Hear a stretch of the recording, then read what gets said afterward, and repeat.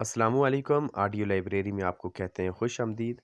ہماری روزمرہ کی گفتگو میں ایک لفظ استعمال ہوتا ہے جسے ہم پروپیگنڈا کہتے ہیں۔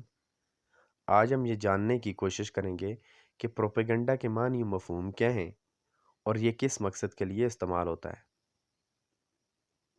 پروپیگنڈا انگریزی زبان کا لفظ ہے۔ عام بول چال میں اس لفظ کے معنی دروغ گوئی، ترغیب و تحریض یا غلط افواہ کا پھیلانا ہے۔ پروپیگنڈا اپنے معنی کے اعتبار سے ایک موافقتی نشر کا عمل ہے۔ اس کے برعکس کو پروپیگنڈا مجالف نشر کا عمل ہے۔ پروپیگنڈا جو ایک مثبت عمل تھا لیکن جدید عہد میں اپنے مقاصد کے لحاظ سے ایک منفی سرگرمی کا درجہ اختیار کر گیا ہے۔ معلومات، اطلاعات اور بالخصوص متعصبانہ خیالات یعنی پری جوڈیشل اوپینینز کو اس طرح پھیلانا تاکہ اس سے لوگوں کی رائے یا عمل کو اپنی مرضی کے مطابق اپنے حق میں یا دوسروں کے خلاف ابھارا جا سکے۔ پروپیگنڈا ہوتا ہے لوگوں کے ذہنوں کو متاثر کرنا اور انہیں اپنے مفادات کے تحت ڈھالنا اور موڑنا۔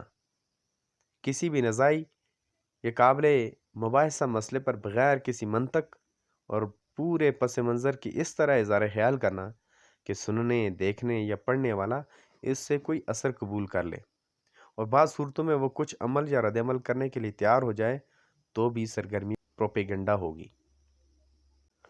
نازی حکومت اپنی فتوحات کی جنگوں کے لیے جرمن عوام کی حمایت حاصل کرنے کی خاطر پروپیگنڈے کا استعمال کرتی تھی۔ یورپ کے یہودیوں کے قتل عام میں عملی طور پر ملوث افراد کو فعال رکھنے کے لیے نسل پرستی اور یہود دشمنی پر مبنی پروپیگنڈا ضروری تھا۔ پروپیگنڈا نسلی بنیادوں پر ظلم روا رکھنے اور قتل عام کرنے کے حوالے سے لاکھوں کروڑوں دیگر افراد کی حمایت حاصل کرنے کے لیے بھی مددگار تھا۔ سن 1933 میں نازیوں کے برسر اقتدار آنے کے بعد ایڈولف ہٹلر نے ریخ وزارت برائے عوامی روشن خیالی اور پروپیگنڈا قائم کی اور جوزف گوبلز کو اس کا سربراہ مقرر کیا۔ وزارت کا مقصد اس بات کو یقینی بنانا تھا کہ نازی پیغام کو آرٹ، موسیقی، فلموں، کتابوں، ریڈیو، تعلیمی مواد اور پریس کے ذریعے کامیابی کے ساتھ آگے بڑھایا جائے۔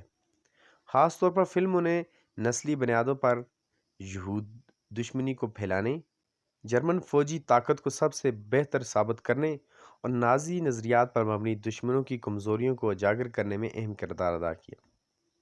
نازی فلموں میں یہودیوں کو گھٹیا مخلوق قرار دیتے ہوئے آرین سماج میں شامل ہو کر ایسے پراگندہ کرنے کا باعث قرار دیا گیا۔ رینی رائفنسٹائل کی 1935 میں بنائی گئی فلم ٹرائمف آف دی ول جیسی فلموں میں ہٹلر اور قومی سوشلسٹ تحریکوں کو خراج تحسین پیش کیا گیا۔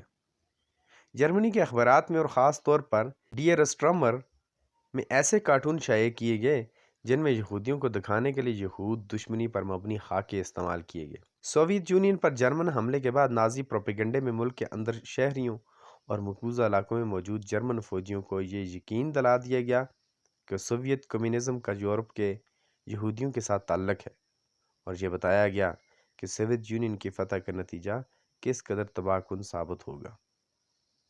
اس طرح مختلف ذرائع ابلاغ کا سہارا لیتے ہوئے پروپیگنڈا کو استعمال کرتے ہوئے نازی حکومت نے یہودیوں کو زیر بار کیا۔